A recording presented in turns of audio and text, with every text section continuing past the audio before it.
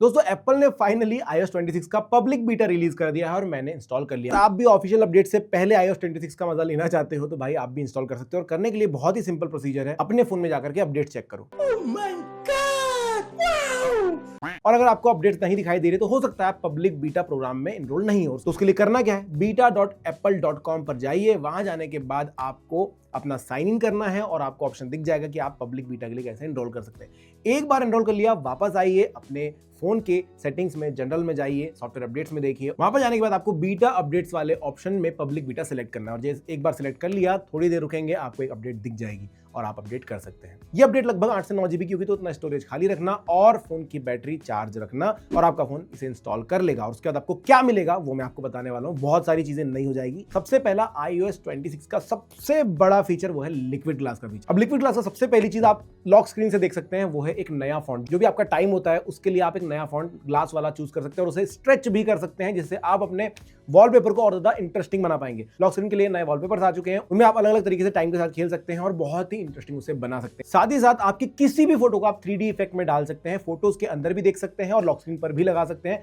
वो एक अलग ही मजा देता है। और अपडेट होने के बाद जैसे ही आप फोन देखेंगे ना, तो आपको सबसे पहले वेलकम दिखाई देगा, वो भी लिक्विड ग्लास स्टाइल में, बहुत ही सुंदर। जैसे आप अनलॉक करके फोन के अंदर जाएंगे, आपको दिखेंगे एकदम लिक्विड ग्लास में बने हुए आइकॉन्स, जो कि बहुत ही ज्यादा अच्छे लग रहे हैं। हालांकि पहले जब डेवलपर अपडेट आई थी पहली वाली, तो बहुत सारे लोग नाखुश थे और उसको करेक्ट करते करते बीटा अपडेट में फाइनली काफी हद तक अच्छा लग रहा है। आप देखेंगे कि हल्का सा ब्लर्ड ग्लास होता है, दिखने में काफी ज्यादा अच्छा लगता है और विजिबिलिटी भी उतनी तगड़ी रहती है। जो इनबिल्ट आइकन है वो तो 3D में हो ही गए हैं, लेकिन जो डाउनलोडेड एप्लीकेशंस हैं उनके अंदर भी काफी हद तक चेंजेस आपको दिखाई देंगे, जो कि थोड़ा सुंदर ज्यादा लगेगा। अब दोस्तों ये ग्लास वाले आइकन तक ही सीमित नहीं है। अगर आप किसी एप्लीकेशन के अंदर जाएंगे और जितने भी फ्लोटिंग टैब आपको दिखेंगे ना, वो सारे के सारे लिक्विड ग्लास में नजर आएंगे और काफी ज्यादा अच्छे दिखाई देंगे। और अगर आप स्क्रॉल वगैरह करते हैं, किसी पर्टिकुलर चीज को सिलेक्ट करते हैं, तो भी आपको ग्लास शिफ्ट होता हुआ दिखाई देगा, जिसका एनिमेशन काफी ज्यादा तगड़ा है। और वहीं अगर आपने धोखे से कभी कंट्रोल सेंटर चालू कर लिया, तो आपको दिखाई देगा कि भाई वो भी सारे के सारे बटन जो है वो लिक्विड ग्लास में दिखाई देंगे, जो कि काफी ज्यादा सुंदर नजर आ रहे हैं। अब एक और चीज ऐड होती है, क्योंकि हर कोई बंदा अपने फोन को अलग तरीके से कस्टमाइज करके रखता है, तो आपको यहां पर एक नया ऑप्शन मिलेगा, जो कि है क्लियर वाला। अभी तक हमें टिंटेड वाला ऑप्शन मिलता था, जिसमें हम सभी आइकन्स को एक कलर में कर पाते थे, लेकिन अब जो ग्लास वाला ऑप्शन दिखाई दे रहा है वो काफी ज्यादा सुंदर है। और आप देख सकते हैं कि भाई थोड़ा सा टिंट दे सकते हैं, थोड़ा बहुत कलर कर सकते हैं, उसको डार्क या ब्राइट चूज कर सकते हैं और काफी ज्यादा हद तक वो आपको एक नया फील देता है नई चीज चलाने के लिए। और ज्यादातर एप्लीकेशंस के अंदर आपको दिखाई देगा कि सर्च का जो बटन है वो नीचे की तरफ हो गया। जैसे कि हम फोन में देखते थे सर्च ऊपर करते थे, सेटिंग्स के अंदर आपको सर्च का बटन नीचे ऊपर दिखाई देता था, अब वो नीचे की तरफ दिखाई देता है, आपको इजीली एक्सेसिबल हो गया है। अब अगर आपको लग रहा है ना कि आईफोन में सिर्फ और सिर्फ ग्लास ही नया आया है, तो ऐसा नहीं है भाई। कैमरा एप्लीकेशन के अंदर आप जाएंगे तो बहुत बड़ा चेंज आपको दिखाई देगा। इंटरफेस पूरी तरीके से चेंज कर दिया गया है। सबसे पहली बात, आपको सिर्फ दो ही ऑप्शन दिखाई देते हैं, वीडियो और फोटो का। लेकिन अगर आपको बाकी ऑप्शंस यूज करने, तो आपको बस टैप करके स्क्रॉल करना है और आपको बाकी ऑप्शंस भी दिखाई देंगे। मेरे हिसाब से इतने सारे बटन हटा करके जो एकदम मिनिमल कर दिया है, वो बहुत ज्यादा अच्छा है। जो कैमरा इस्तेमाल करते हैं उन्हें पता है कि भाई छोटे छोटे बटन भी अगर ना रहे स्क्रीन पर, स्क्रीन क्लियर रहे, तो कितना ज्यादा यूजफुल होता है। लेकिन देखा जाए तो पिछले एप्लीकेशन के मुकाबले इस बार के कैमरा एप्लीकेशन में बहुत ज्यादा ऑप्शन आपको दिखाई देते हैं, क्योंकि बार बार आपको सेटिंग्स से कैमरा की सेटिंग में जाने की जरूरत नहीं है। अभी आप ऊपर से ही सारे ऑप्शन यूज कर पाएंगे।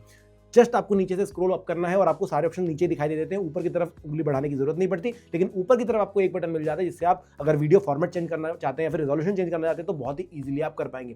फोटो के लिए भी आप HEIC में 24 या 48 MB की फोटो लेना चाहते हैं, तो इजीली आप वहीं से चेंज कर पाएंगे। अब ये इंटरफेस चेंज आपको सिर्फ कैमरा में नहीं बल्कि फोन के अंदर भी दिखाई देगा। फोन एप्लीकेशन में आप जैसे ही जाएंगे, आपको एक यूनिफाइड इंटरफेस दिखाई देगा, जिसके अंदर आपको सर्च का बटन नीचे दिखाई देगा। ऊपर आप फेवरेट सेट कर सकते हो, तो स्पीड डायल की तरह उन्हें इस्तेमाल कर पाओगे। सारे बटन अलग तरीके से दिखाई देंगे और उसमें भी फिल्टर का ऑप्शन मिल जाता है। लेकिन अगर आपको पुराना वाला ही पसंद है, तो आप क्लासिक पे स्विच कर सकते हो। अब भाई सिर्फ और सिर्फ दिखावे वाली बात नहीं है, यहाँ पर कॉल स्क्रीनिंग का एक नया फीचर ऐड कर दिया गया, जिसका इस्तेमाल मैं सबसे ज्यादा कर रहा हूँ। अननोन कॉलर्स पहले आते थे, मैं म्यूट कर दिया करता था और पता भी नहीं चलता था किसकी कॉल आए है। लेकिन कॉल स्क्रीनिंग इतना ज्यादा सहूलियत देता है, क्योंकि जो भी अननोन कॉलर्स कॉल करते हैं, पहले उन्हें बताना पड़ता है कि भाई किस लिए कॉल कर रहे हैं, क्यों कॉल कर रहे हैं, कौन है, ताकि मुझे पता चल जाए। मुझे यहाँ पर ही मैसेज मिल जाता है कि भाई ये चीज इसलिए कॉल आ रही है, तो मैं उठा लेता हूँ। और एक जबरदस्त फीचर है दोस्तों, अगर मैंने कभी भी जियो, एयरटेल या किसी भी कस्टमर केयर को कॉल लगाया, तो कभी कभी होता है ना, आप घंटों तक होल्ड पे रहते हो, उस समय पर आप भी उन्हें होल्ड पर डाल सकते हो। जब भी वो लाइन पर वापस आएंगे, आपका फोन वापस आपको रिंगटोन बजा देगा कि भाई वो होल्ड से हट गए। इतना सही फीचर है कि आप लंबे लंबे होल्ड पर आपको वेट नहीं करना पड़ता और फालतू का म्यूजिक नहीं सुनना होता है। वैसे इस फीचर का नाम ही होल्ड असिस्ट है, तो आप इसका इस्तेमाल कर सकते हो। अब एक चीज जो मुझे पसंद नहीं आई, वो आपको बता देता हूं, मैसेजिंग ऐप। मैसेजिंग ऐप के अंदर फिल्टर का ऑप्शन आ गया है, जिसकी वजह से वो अलग अलग तरीके से फिल्टर करता है, प्रमोशनल मैसेजेस अलग रखता है, फाइनेंस के अलग रखता है, चैट्स के अलग रखता है और बहुत सारी चीजें।